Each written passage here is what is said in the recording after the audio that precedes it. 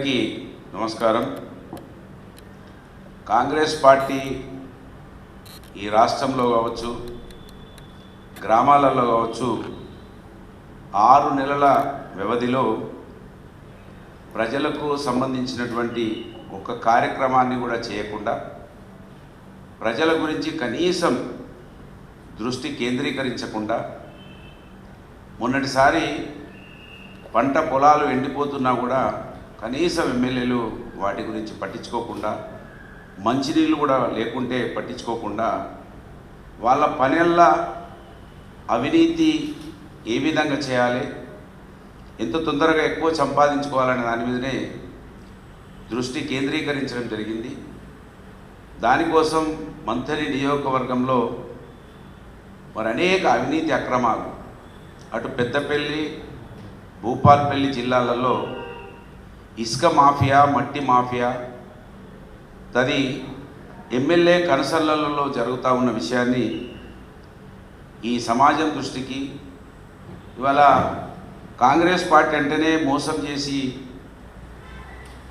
ప్రజలను మభ్యపెట్టి ముందుకెళ్తుందని ఒకప్పుడు అనంగా వినేవాళ్ళం. ఇవాళ చూస్తున్నాము. కాంగ్రెస్ పార్టీ అంటేనే మోసము, కాంగ్రెస్ పార్టీ అంటేనే దగా అనేదానికి ఇవాళ నిలువుటెత్తు సాక్ష్యంగా మనం చూస్తున్నాం. ఇసుక పర్మిషన్ లేవు, మానేర్లతో పాటు గోదావరిలలో కూడా ఆపేయాలని ఎన్జీటీ కూడా ఒక ఆర్డర్ ఇచ్చింది. ఎన్జీటీ మొన్న అయినా కూడా ఎన్జీటీ కాకుండా మరి వాళ్ళ నాయకులు, కార్యకర్తలు కూడా అక్కడక్కడ ఇసుక వద్దని కొంతమంది గ్రామాలలో ప్రజలు ధర్నా చేస్తుంటే వాళ్ళ దగ్గరికి పోయి మద్దతు పలుకుతూ ఉన్నారు. అవి పట్టించుకోకుండా ఎన్నికల సమయంలో మంత్రిని ఎమ్మెల్యే ఏ విధంగా మాట్లాడినరో దయచేసి మీరు వినాలని మిమ్మల్ని విజ్ఞప్తి చేస్తూ ఉన్నాను. ఇవాళ ఏం జరుగుతూ ఉన్నదో మీరే వినాలని విజ్ఞప్తి చేస్తూ ఉన్నాను.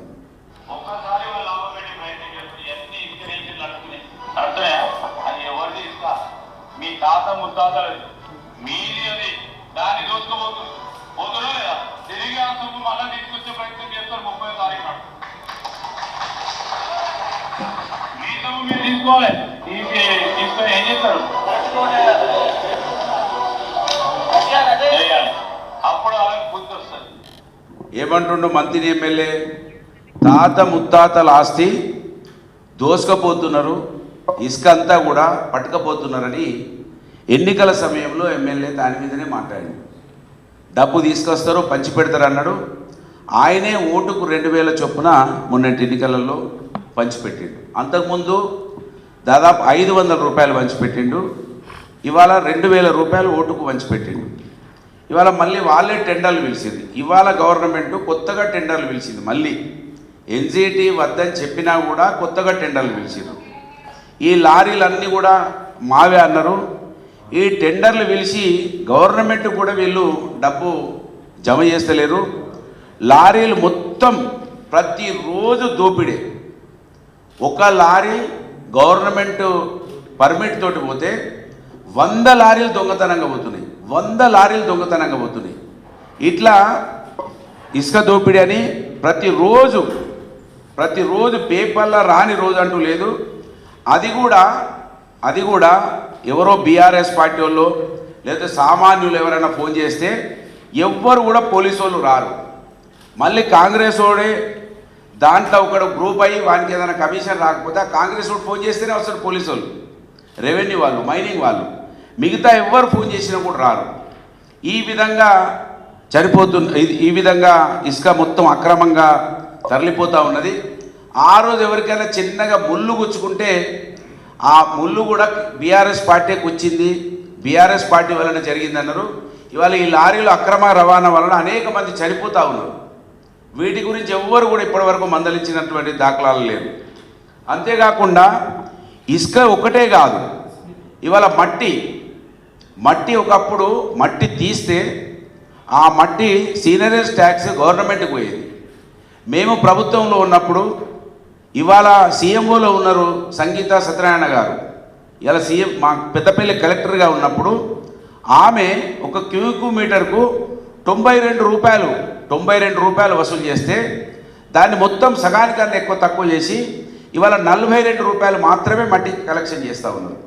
అంటే 50 రూపాయలు సరాసరి తక్కువ చేసి ఈ మట్టి మంత్రి ఎమ్మెల్యే తమ్ముడు దాదాపు ఇప్పటికీ బిట్టుపల్లి చెరువు తర్వాత జూలపల్లి చెరువులలో 15 కోట్ల రూపాయలు సంపాదించాడు మంత్రి ఎమ్మెల్యే తమ్ముడు. మొత్తం మంత్రి ఎమ్మెల్యే తమ్ముని కనిసలలో ఇసుక మట్టి విచ్చలవిడిగా మీరు మంత్రిలో అసలు ఒక్క మంచి కార్యక్రమం జరుగుతలేదు, కానీ అవినీతి అక్రమ కార్యక్రమాలు, మట్టి దందా, మట్టి అయితే అసలు ఇక దానికి చెప్పడానికి ఆస్కారం లేకుండా మట్టి ఒకవైపు, ఇసుక ఒకవైపు. ఇసుక అయితే మరి ఎలాంటి వాళ్ళు మైనింగ్ ప్రమాణాలు పాటించకుండా విచ్చలవిడిగా దోసుకుపోతూ ఉన్నారు. దీన్ని అరికట్టాలంటే ఖచ్చితంగా ఇవాళ జిల్లా అధికారులు స్పందిస్తలేరు. నేను ఇక్కడికి ప్రెస్ మీట్ పెట్టడానికి కారణం ఏంటంటే రాష్ట్ర స్థాయి అధికారులు స్పందించాల్సిన అవసరం ఉన్నది. విజిలెన్స్ వాళ్ళు అక్కడికి వెళ్ళాల్సిన అవసరం ఉన్నది. అక్కడ మరి లోకల్ అధికారులు ఎవ్వరు కూడా మంత్రి ఎమ్మెల్యేలకు భయపడి వాళ్ళు స్పందిస్తలేరు. రాష్ట్ర స్థాయి అధికారులైనా కనీసం పట్టించుకొని రాష్ట్ర ఖజానాకు డబ్బు వచ్చే విధంగా వాళ్ళు ఒక సగం తీసుకున్నా మంచిదే, కానీ 95% కాంగ్రెస్ పార్టీ ఎమ్మెల్యే కుటుంబం జేబులోకి పోతున్నది, 5% ప్రభుత్వానికి జమ అవుతున్నది. దీన్ని దయచేసి ప్రజల సొమ్ము కాంగ్రెస్ పార్టీకి సంబంధించిన ఎమ్మెల్యే కుటుంబం జేబులలోకి పోతున్నది. దీన్ని కాపాడాల్సిందిగా మీ ద్వారా ప్రభుత్వాన్ని డిమాండ్ చేస్తూ ఉన్నాను. ఈ అవినీతి అక్రమాలకు అడ్డుగా మారినటువంటి మంత్రి నియోజకవర్గంలో కొంచెమైనా ప్రజలకు సంబంధించిన పాలన, మంత్రికి సంబంధించినటువంటి అనేక అభివృద్ధి కార్యక్రమాలు మేము తీసుకొచ్చి నడిపిస్తున్నటువంటి క్రమంలో ఇవాళ మా ప్రభుత్వం లేక మేము ఆ పనులను పర్యవేక్షించే అవకాశం లేదు కనుక అనేక బ్రిడ్జిలు కావచ్చు, ప్రాజెక్టులు కావచ్చు, వాటిని ముందుకు నడిపించాల్సినటువంటి ఎమ్మెల్యే, ముఖ్యమంత్రి దగ్గర నిధులు తీసుకొచ్చి ఆ పనులు ముందుకు తీసుకెళ్లాల్సిన ఎమ్మెల్యే ఇప్పటి వరకు ఒక అధికారులతో రివ్యూ లేదు. ఆ వాటికి సంబంధించిన డబ్బులు తీసుకొచ్చి ఫైనాన్స్ నుంచి డబ్బులు తీసుకొచ్చి కేటాయింపులు లేవు, ఏవి కూడా లేవు. ఎమ్మెల్యే తమ్ముడు ఈ మాఫియాకు అలవాటు పడ్డారు కనుక దయచేసి ఇప్పటికైనా ప్రభుత్వం మేల్కోవాలి, అధికారులు ప్రజాస్వామ్యాన్ని కాపాడాలి, ప్రజల డబ్బును వాళ్ళ జేబులలో పోకుండా కట్టడి చేయాలని మీ ద్వారా మరి ప్రభుత్వాన్ని డిమాండ్ చేస్తూ ఉన్నాను. ధన్యవాదాలు. అంతేకాదు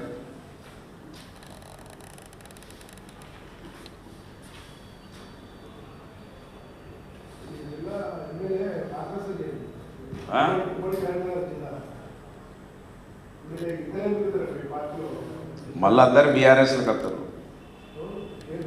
మళ్ళా ఎంతసేపు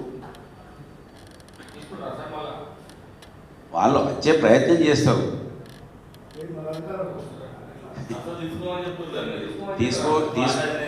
తీసుకోవద్దు, తీసుకునే ఆ ప్రయత్నం కూడా చేయద్దు. నిజంగా అంటే పోయినే ఉంటారు, హాస్పిటల్ వస్తూనే ఉంటారు.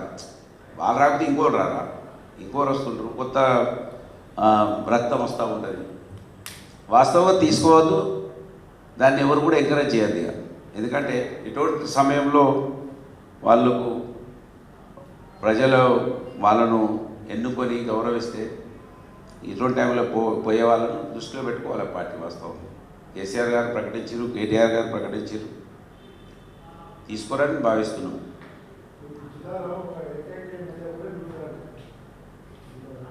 ఇంతకుముందు ఏకైక ఎమ్మెల్యే లేకుండా జీవన్ రెడ్డి ఎవరు ఒక్కరే ఉండే, జీవన్ రెడ్డి ఉండే 14. ఆయన ఒక్కడే ఉంటాడు కావచ్చు, మంచిగా ఆయనకి ఎక్స్పోజర్ ఎక్కువ వస్తుంది, ఆయనకి ఎక్కువ మైక్ అవకాశం వస్తుంది. ఇప్పుడే ఇంకెక్కువ చాలా గుర్తింపు వస్తుంది, అనేక విధాల మంచి జరుగుతుంది. గంగుల కమలాకర్ గారు